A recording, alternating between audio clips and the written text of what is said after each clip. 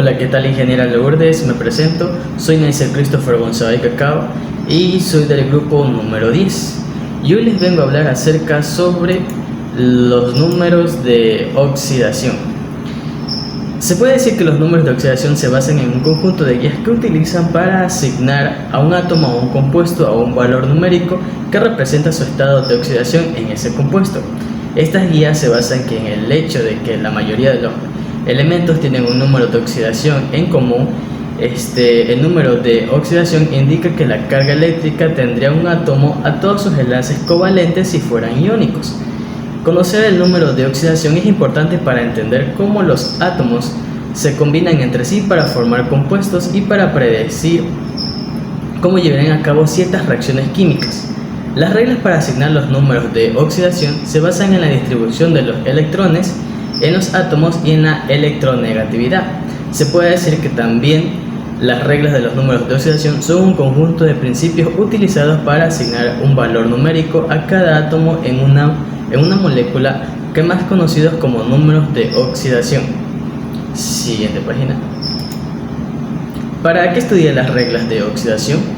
Para comprender las reglas de los números de oxidación es fundamental en la resolución de problemas de reacciones químicas y que permite saber que los elementos pierden o ganan electrones durante una reacción, como por ejemplo cuando se balancea una situación química.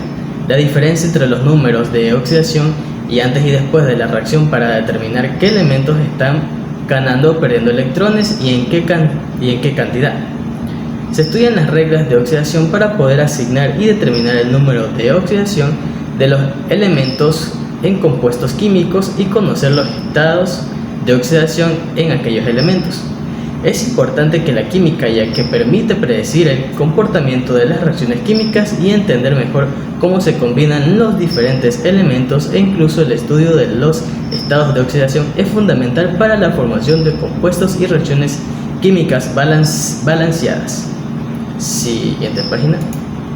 A continuación, una de las reglas de oxidación. Existen varias reglas para asignar los números de oxidación en los elementos en un compuesto. Algunas de estas reglas son: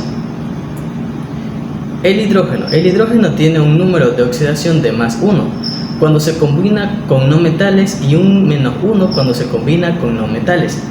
El oxígeno tiene un número de oxidación de -2, excepto en los peróxidos cuando tienen un número de oxidación de -1.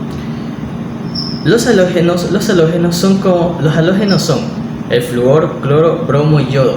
Tienen un número de oxidación de -1 cuando se combinan con otros elementos, excepto cuando se combinan con oxígeno o entre sí. Siguiente página. A continuación seguimos con las reglas de oxidación. El número de oxidación de un elemento en su estado libre es 0. Para los elementos es una molécula en el número de oxidación que se puede determinar por la electronegatividad y la relativa de los átomos en la molécula. La suma algebraica de los números de oxidación de todos los elementos en una molécula es igual a 0 si la molécula es neutra, o igual a la carga de la molécula si la molécula es un ion. Siguiente página. Sí, debemos tener en cuenta que estas reglas establecen que un compuesto es la suma algebraica de los números de oxidación de todos los átomos, que debe ser igual a 0, para que los compuestos neutros tengan a la carga del ion para los compuestos iónicos. Además, estas reglas establecen los valores asignados a los números de oxidación en los elementos en diferentes compuestos. Siguiente página. Como por ejemplo, el hidrógeno tiene como siempre un número de oxidación de +1 cuando se combina con un no metal, al menos que esté combinado con boro, o cuyo caso tiene un número de oxidación de +3, mientras que el oxígeno tiene un número de oxidación de -2 en la mayoría de los compuestos, excepto cuando algunos de los casos, como los peróxidos, tienen un número de oxidación de -1. Tengamos en cuenta que estas reglas son una simple herramienta que ayudan a facilitar la determinación del número de oxidación, ya que pueden haber excepciones en algunos casos. Siguiente página. La regla de los elementos del estado natural. La regla del estado natural de un elemento establece cuando un elemento encuentra en su estado libre algo natural, es decir, no puede estar combinando con otros elementos. Su estado de oxidación es cero. Esta regla se aplica en la mayoría de los elementos en la tabla periódica y sirve para simplificar el cálculo de los estados de oxidación a partir de los compuestos químicos al no compartir electrones que no desarrollan una carga. Siguiente página.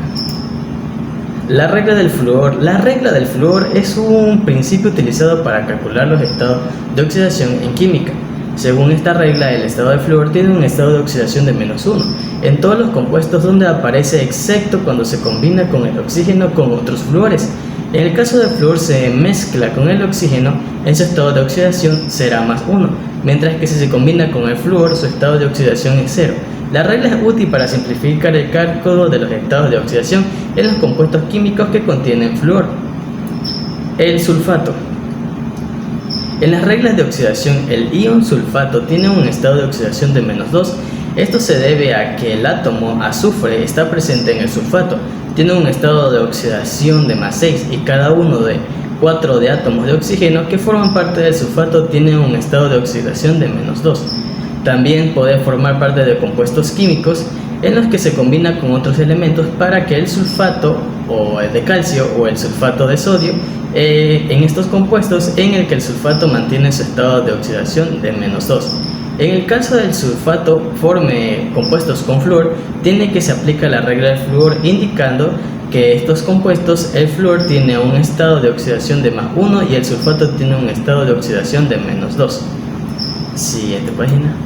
La familia 1A. La familia 1A de la tabla periódica contiene que los metales alquinos, que son el litio, el sodio y el potasio, el rubilo, el calcio y el florencio, según las reglas de las sumas algebraicas de oxidación, estos elementos tienen un número de oxidación de +1 en sus compuestos, ya que tienen un electrón de valencia en su capa externa que fácilmente puede ser extendido a la formación de un compuesto. Es decir, que en los compuestos que forman esos metales siempre tienen un estado de oxidación de +1.